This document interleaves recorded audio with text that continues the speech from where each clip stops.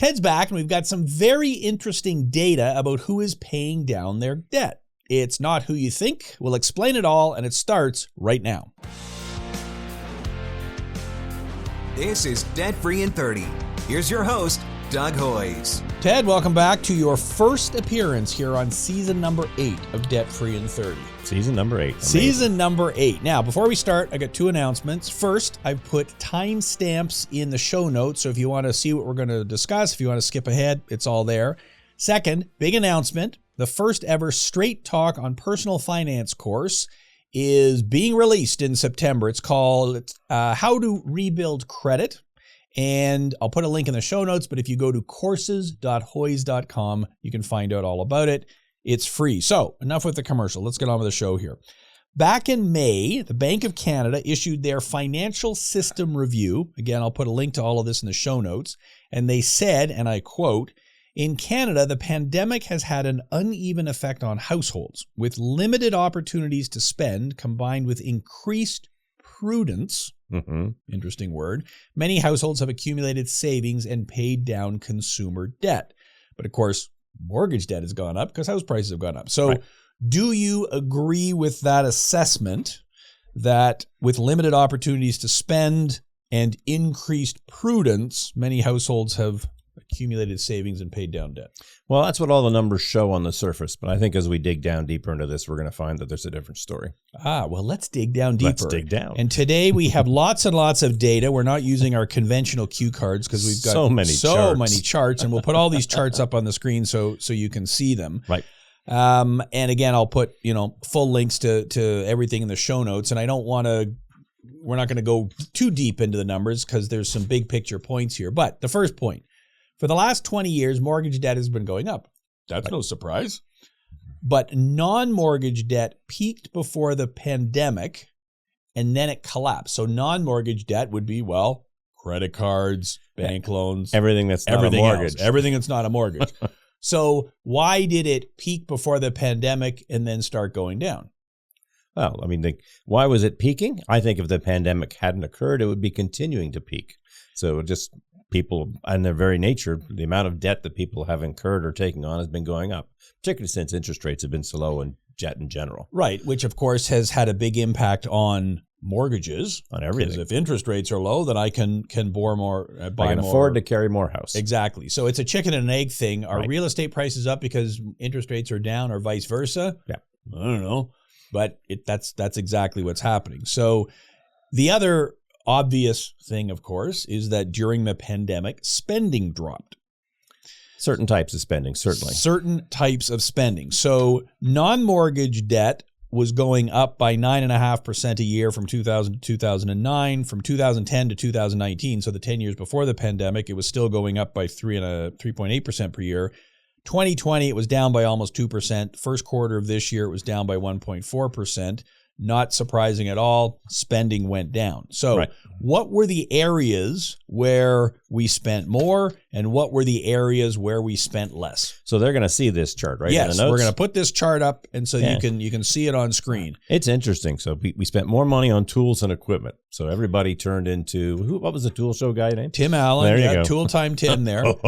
That's the guy. Yep. So people spent more money on their homes. So tools and equipment, appliances. They were in the home more often, so food. I found this new trucks, vans, and SUVs thing interesting because the inventories have been so crimped. I'm surprised that people are able to spend the money. Yeah, they probably would have spent more if there was more inventory. But down below is passenger cars is down. So that's interesting. So the people that are buying trucks. Yeah, passenger cars were down almost 10%. Right. Whereas new trucks, vans, and SUVs were up 12.8%. And so why is that? Well, it's for the reasons you just talked about, I guess. Yeah, well, it tells me that people were buying bigger vehicles. Yeah, and if I'm stuck at home, I'm not going on I'm not getting on an airplane to go on vacation. Well, maybe I'll be driving. And of course, if I'm doing all these home renovations, I need a big truck to do that too. Yep. So the biggest drop on this chart. 100% for cinemas. So cinemas. 96.9%. 96.9% cinemas dropped. So, okay, movie theaters were closed. We weren't going there. Yep. Air transport, urban transit also went down. Yep. alcoholic beverage services. So that means going to a bar. So again, none of those things really are a big, huge shock. No. Clothing, footwear, garments, all those things dropped as well. So when you spend less, you can pay down debt and save more. So now the question, are Canadians spending more? So on a previous episode, you and I talked about borrowing going down because we're at home, so we're not spending. Yep. But you predicted that when the economy started to open up, Canadians would start borrowing again. So has that trend started? It has, hasn't it? Indeed. Isn't this support? Doesn't this tell me this somewhere? Yeah. So, and we're going to put this chart up on the screen as well. And for those of you who are playing the home game, you can see that the blue line new lending to individuals was growing until we hit the pandemic, and then boom. Right. But in fact, let's skip over that chart. Let's go to the easy one. Let's talk about credit cards, because this is even easier to understand. Yep. And we'll put the chart up, and I pulled this data again from Stats Canada. What does this credit card debt show you?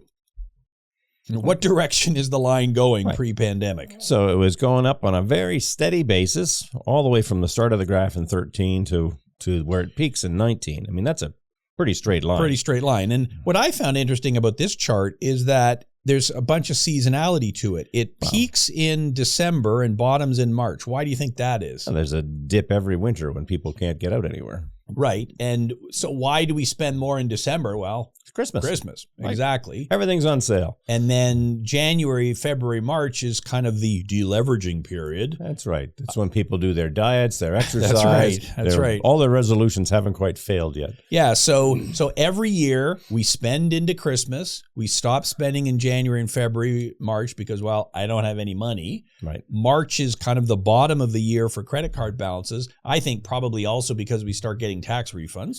Yeah, and in April you start worrying about your gardens and your outdoor stuff. So then you start spending shifts again. Yep. So what was quite interesting about the year 2020, you will remember that the lockdowns happened in March of 2020. Right. So that would typically be when credit card balances bottom out and then start spiking up. Didn't happen in 2020.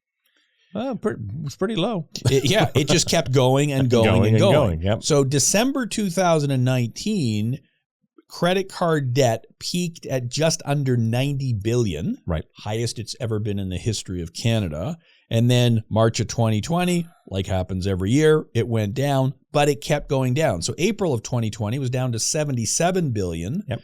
November of 2020 was back up to 81 billion. There was no December peak. Right. Again, we're locked down, can't go anywhere, can't spend. Yep. Bottomed again in March of this year, as it does every year, down to 74 billion, and it's been rising since. It's up to 76 billion in June. So I guess your prediction was sort of accurate in that, okay, from the bottom in March of this year, it's increased.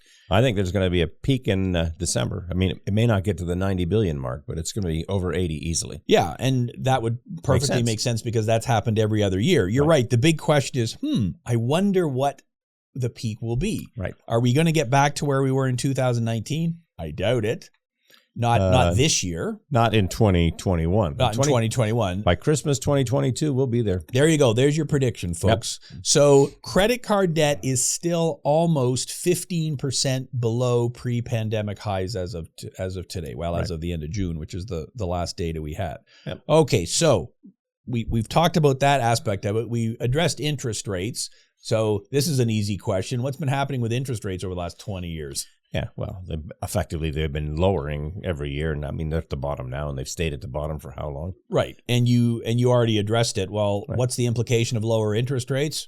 I can afford to borrow more. Right, cheaper borrowing cost, and that's very obvious when you look at HELOCs. Yep, which are home equity lines of credit. In January of 2000, so 21 years ago, they were about 10.5% of non-mortgage debt. Now. Right.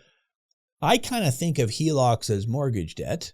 Well, I mean, anybody who's trying to figure out what equity they have in their house, that's the way you should think about them. Right. But the way the government does the stats, there's mortgages and there's everything else. They don't consider a home equity line of credit, which is just a line of credit secured by your house. And think what that would do to their other stats for the mortgage debt if you suddenly shift the HELOCs over. It would really, really whack it because it was 10.5% 20 years ago. By January of 2021, it's 32% of all non-mortgage debt. Yeah. Do you want to get into this at all? Sure. Remember when we started in business, we were telling people, look, if you got credit card debt, move it over to a line of credit. If you've got equity in your house, get a HELOC. And people followed that advice. What they didn't do then was cut up the damn credit cards. And so the whole thing cycled higher. That's just a 20-year flashback. Folks. Yeah.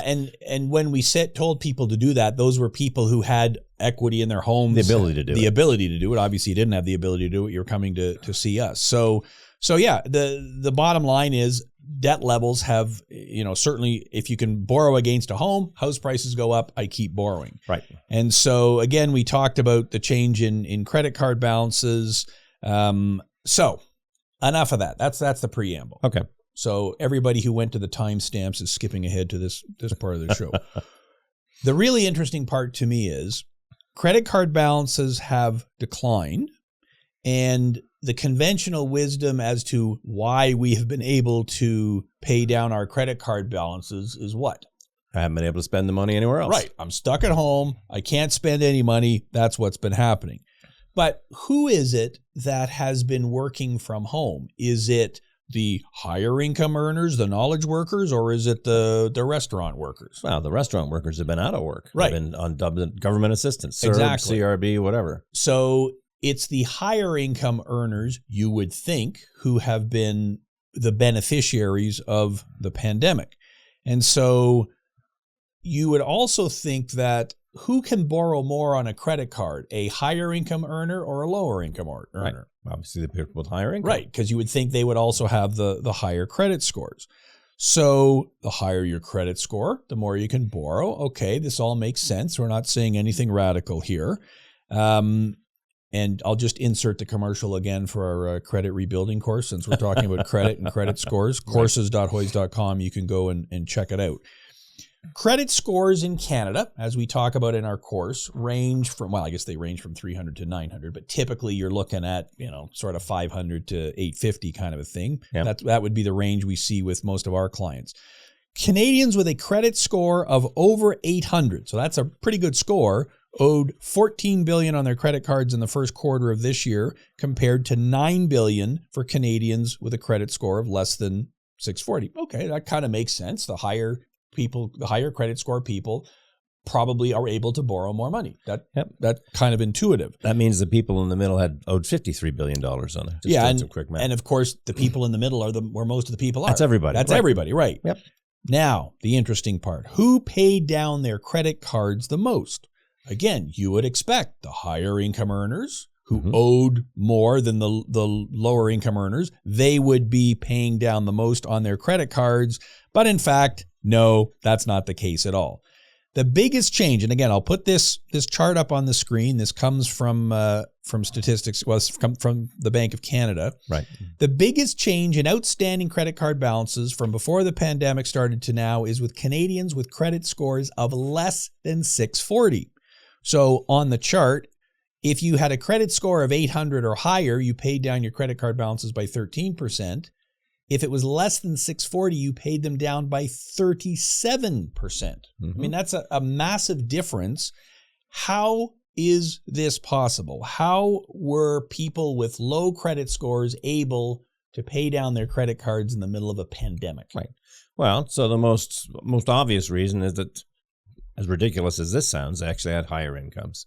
Because the government supports the CERB program and then the CRB program, folks that were in some of these lowest income and therefore lowest credit score brackets actually had more disposable income coming available to them. Yeah, and you use the key word there, disposable income. Right. So we can dig into the numbers as to whether their income was higher or not, but the disposable income is the number that matters. And their perception of how much money have I got available to pay down debt was higher because they couldn't spend it on other things, which is our second category. What is disposable income? So it's the amount of money you have available to spend. Right. So here's what I made minus what I have to spend on certain, like my taxes come off the top of it. Yeah. Think of your take-home pay, but then you subtract from that your some fixed expenses, your living costs, that sort of thing. Right. So if my income went down a little bit, but my expenses went down by even more, then my disposable income is actually a bit higher. Right. And so we know, because again, we looked at all the stats, we did our show prep We did our math we here. did research here. Aggregate employee compensation fell by 8.5% in the second quarter of 2020.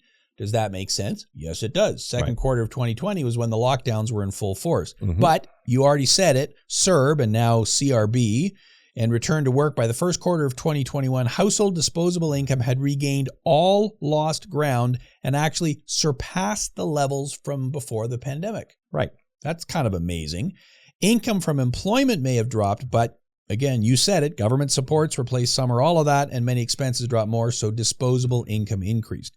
We saw this in our Joe Detter, Hoyes and Michalos bankruptcy study that we release every year. And again, you can go back in the archives to see that, or go to joedetter.ca if you want to read it. 12% unemployment was the rate of unemployment for our clients in 2020, right? Which is way higher than it usually is. It's Yes. usually around 6% because you're not going bankrupt if you're unemployed because I don't have to worry about my wages being garnished. Right. But their income... So even though they were double the unemployment, their income was only down by 1.5%. Which is nothing because, again, of the government supports. Now, I still think this was hiding the fact that they weren't paying tax on CERB, but we'll have to see how that sorts and itself out. This is right? a very key point. So everyone, mental note, we're going to come back to that. Okay. If you have a low credit score, you're paying the highest interest rates on your credit cards. Right. Makes sense, right? Mm-hmm. So you get the most bang for your buck if you're paying down your credit cards. Right. So it kind of makes sense that the people with the lowest scores were paying them down. Now, let's talk about spending because we talked about income. The other side of disposable income is spending. So you already said, and it's obvious to everyone why spending was down. Stores were closed, harder to shop. Household consumption dropped 14.5% in the second quarter of 2020. So again, the period when the lockdown started. Right. Compared to the previous quarter is down by about the same if you compare it to the previous year. That is the largest decline since data gathering began in 1961. That was before I was born. So that was a long time ago. In the first quarter... No comment. I look young. Yeah. In the first quarter of 2021, net household expenditures were still 2.5% below pre-pandemic highs. And again, who are the hardest hit in all of those areas? It's all the service jobs, the people that can't get out. All of the obvious ones. Yep. Okay, so... we talked about income, we talked about spending. Then there's the whole issue of refinancing. Right. So mortgages and HELOCs, you know, I'm borrowing against them and using that to pay down debt, presumably. Right. Am I not? And you're getting those at, 2% or somewhere in that ballpark as opposed to the 13, 15, 18, 19 you're paying on your credit cards. So it just makes sense financially. Yeah. Now, of course, people with the lowest credit scores do not necessarily own homes and are able to borrow against them. That's right. But it would not surprise me at all if the people with the higher credit scores are the ones who are doing the borrowing and doing the refinancing. And the people in the middle. And the people in the middle, the homeowners. Right. And again, we've made this point before. The people who benefited financially from the pandemic were the people who owned stuff. Yeah, well, they're basically three types of Canadians. The ones that own stuff, the ones that are living paycheck to paycheck, and the third at the bottom of the population. Right. And so if you owned a house, it's gone up in value, you're doing fine. You own stocks. As long as you didn't sell them when they crashed, you're fine. Then you're doing back fine. higher than before. And if you're watching this in the future, past September 2021, I don't know what happened to the stock market in the future, but as we're recording this, we're up near record highs. And you're a knowledge-based employee, so you're still earning income. You weren't laid off in any way. In fact, you're just working from home, and things are, except for going crazy with cabin fever, generally better for you financially. Financially, yes, exactly right. Okay, so let's talk about the future then. We've talked about the past.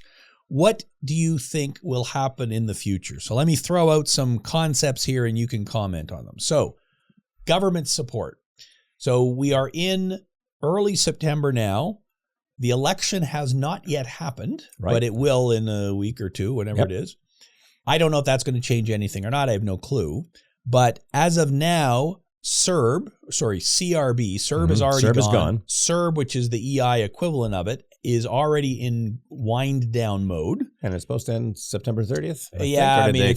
I think they've extended to the end of October. But again, that will all be clarified after the election, depending on who's in charge. Whoever's in charge. Yep. CEWS, which is the Canada Emergency Wage Subsidy for businesses, same deal. It's been on a declining path in terms of the money that's available. And that's, again, scheduled to end sometime around the end of October.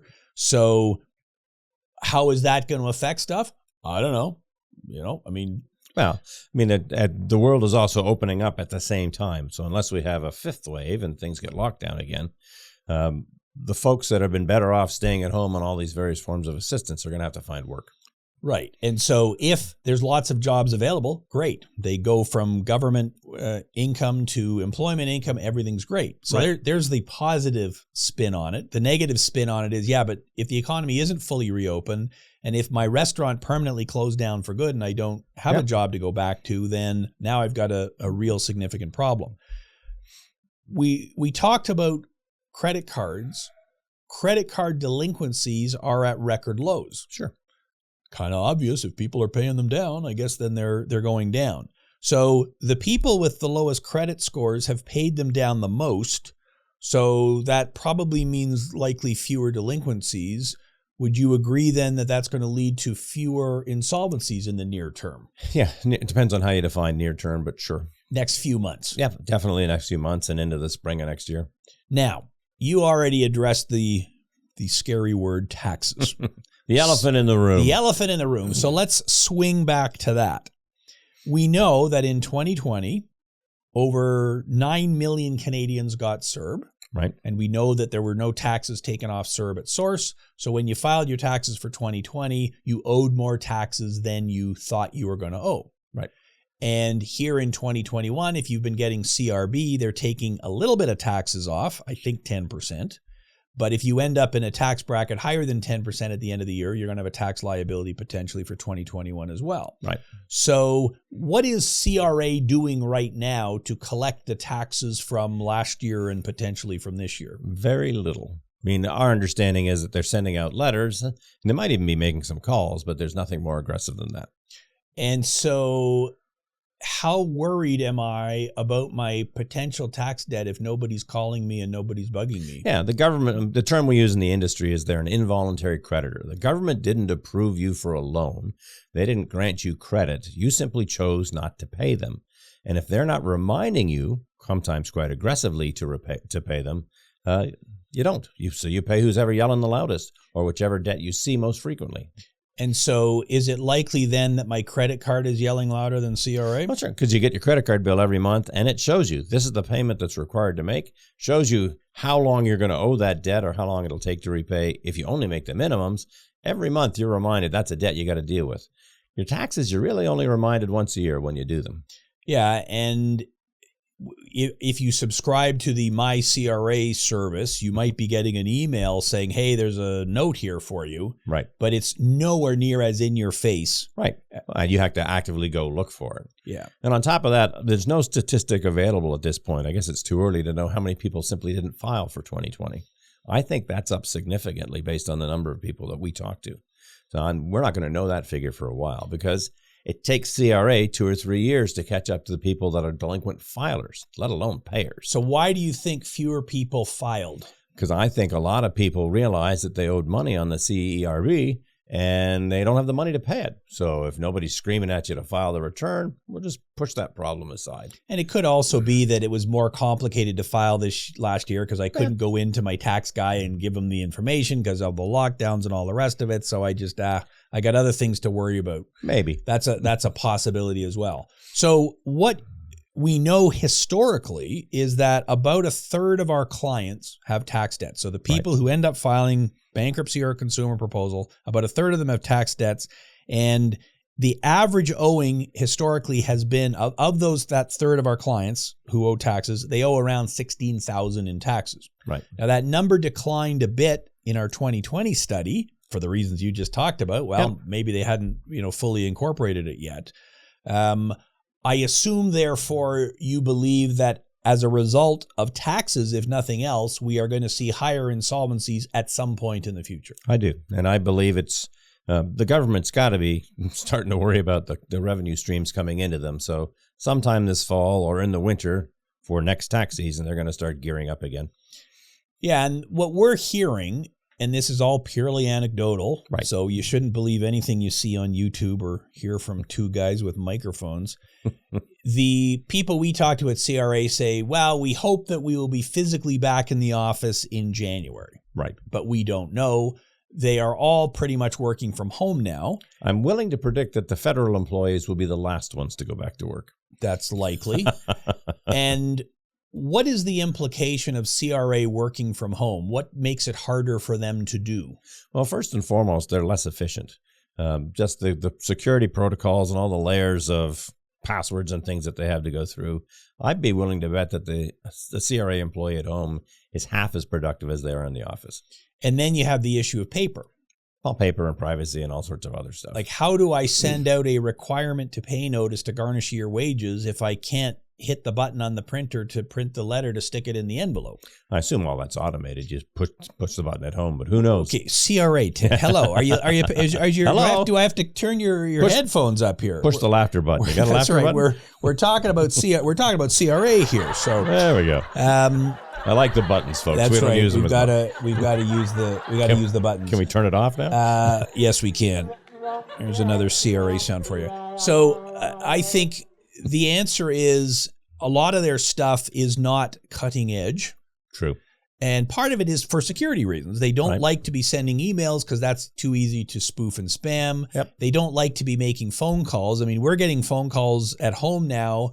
My wife got one yesterday from that she has to call Service Canada because she owes a lot of money. Right. Now, Service Canada is employment insurance, overpayments, things like that. Pensions, all sorts of she's stuff. not on, has never Any received. of those things. Yeah, so Yep. it's highly unlikely she owes it. But so for security reasons, they like to send a paper letter Yep. to your employer, to you, so there's no confusion. Well, if I'm not in the office, it's harder to do that. Right. So I agree with you. If I had to put a timeline on it, I would say, well, we're probably looking at the end of next tax season. Right. So April is when taxes are due. So April 2021, okay, I'm back to work now. I guess I better file for 2020 and 2021 if I haven't already done it. Well, the priority for CRA will be 2021, the current year, and then they'll immediately start going backwards.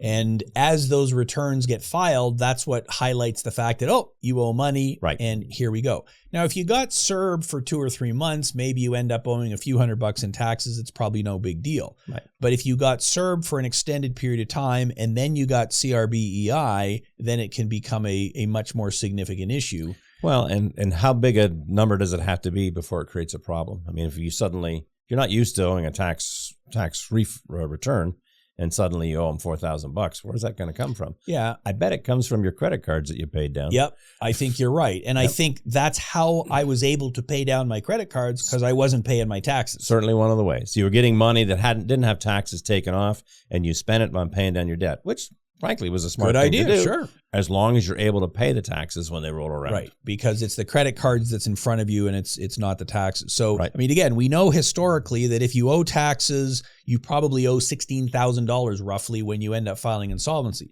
So is that enough to tip people over the edge if they owe $3,000 or $4,000? Depends what their other debts are. Right. And if your other debts have accumulated, that may be the final straw. So, 2022, because we're in 2021 now, right? Yep. I got to check my clock here. Will no doubt be a very interesting year. So, I mean, obviously, what's going to happen with the virus, we don't know. So I'm not even going to comment. We're tired on of talking about it. Tired of talking about it. So right now, the economy seems to be doing okay. Yeah, people are feeling pretty good. Yeah, consumer confidence is high, debt levels are manageable, interest rates are low, the economy is kind of sort of reopening, so we expect the economy will be in better shape this fall, but there's a lot of tax debt out there looming. So Right. let's end the show with practical advice. Always a good idea. So this is where we think things are at. Okay, what is your message for the listener in terms of practical advice? People have already been doing it, but our advice is always pay down debt if you're able to. Yeah, because you are in a much less risky position. Right. If you started the pandemic with no debt and a bunch of cash in the bank and got laid off, wasn't that critical a thing? Right. But if you had a huge amount of debt and you were living to paycheck and your income got cut, it's a huge problem. Right. So whatever you can do to pay down debt, obviously, is key. What's your advice on taxes then, since you've highlighted that that is the big issue here? You got to have a plan, particularly if you're one of these people that have decided that maybe I wasn't going to file my 2020 or maybe even 2019 at this point. At some point, the tax man cometh. There is no avoiding death, no avoiding taxes. They're going to catch up with you. You've got to do something. You got to have a plan. So you gave the example of someone who owed taxes or thought they owed for 2020, so they just didn't file their taxes. Right. If I file my taxes, doesn't that just alert CRA that I owe, and therefore I'm in even bigger trouble? Well, but not filing eventually triggers a system from them as well. And then they're going to, if it's multiple years you haven't filed, they're going to have a pretty negative view of your whole approach to taxes. Yeah, in my experience, and I'm sure you would agree, CRA, Canada Revenue Agency, gets much more upset if you haven't filed your taxes than if you have filed them, but you're just not able to pay them. Right, because if you haven't filed, they don't even know that you owe them the money. And that tends to upset them because that means they couldn't do anything to try to collect it. Well, and so if you file the return and you haven't paid them, it's their responsibility to come after you. But if you haven't even filed, they don't know that you owe them any money. Right. So our advice is file your taxes and then get on the phone with them. Good luck getting through to a human being, but give it a shot. Or at the very least, start making some payments then. Well, and keep in mind, folks, that the interest rate on taxes is something like 18%. So it's if you haven't paid your taxes, they start assessing you interest. I don't know if that's true. Someone will have to fact check that. When the taxes were due. But what is a big number is penalties. Right. And so if you are late filing your taxes, then the penalties, and that's probably where you're getting these big numbers. That's where the interest, yeah. I think the interest rate isn't that high, but the penalties on top of it, late filing penalties and so on, becomes a big number. So, and that gets assessed on a monthly basis. So the sooner you get them filed, the better, and then you're good. Things change fast. That'd be on my list of things to think about. I mean, if we have learned nothing from the last 2 years, life moves quick. That's right. Something is always going to come along, so you have to have some kind of plan for things to go poorly. I mean, the average person that ends up talking to us isn't that they've done something wrong in their life. Something has gone wrong and happened to them, and they weren't ready for it. And that's an awful lot of people. Yeah, and so if you can learn from what we've gone through, okay, in hindsight, having a bit of cash is a good thing. And that's something to work towards in the future. And again, you can't just instantly change your situation. If I work at a job that's barely enough to cover the rent, I can't really be saving a whole lot of money. Right. But, it's something to think about, at least for the future. You got to have a plan. That's as simple as that. Now, if you're one of these people who ends up filing their taxes, finding they owe money, and they haven't been one of the lucky ones who've been able to pay down their credit cards because they didn't own a home and didn't have, extra borrowing capacity, and now you're at the point where I got a whole lot of debt. Right. Is it better? This is a loaded question because it's kind of an obvious answer here. Is it better to be reaching out to us now, or is it better to wait until you know what's going to happen job-wise, economy-wise, to think about filing a consumer proposal or a bankruptcy? Yeah, I'm of the opinion that the more information you get, the sooner that you get it, the more prepared you can be. So if you decide to talk to us now, you can be informed, you can develop your own plan. You might decide not to act until something becomes more provocative, until they're actually garnishing your wages or freezing your bank account. Or you might decide to do something right away. You have the option. The longer you defer finding out what the possible solutions are, the fewer options that you have.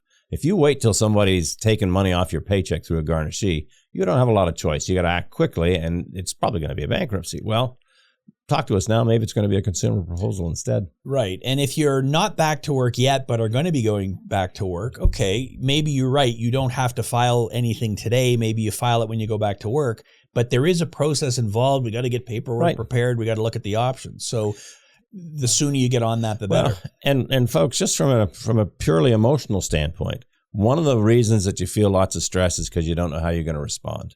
If you talk to people now, you get the information that you need to develop a plan, you will feel better. You're not going to be happy about any of this, but you'll be back in control, and some of the stress will be relieved. You'll make your life better. Yeah, it's like going to the doctor because I've got a sore leg, and the doctor says, "Oh, you've got a stress fracture. We need to put you in a cast for a while." Okay, well, I'm not happy about that, but at least there's better to find out now. There's a solution to it. So I agree. We have dealt with a lot of people who we met with prior to the pandemic. Right.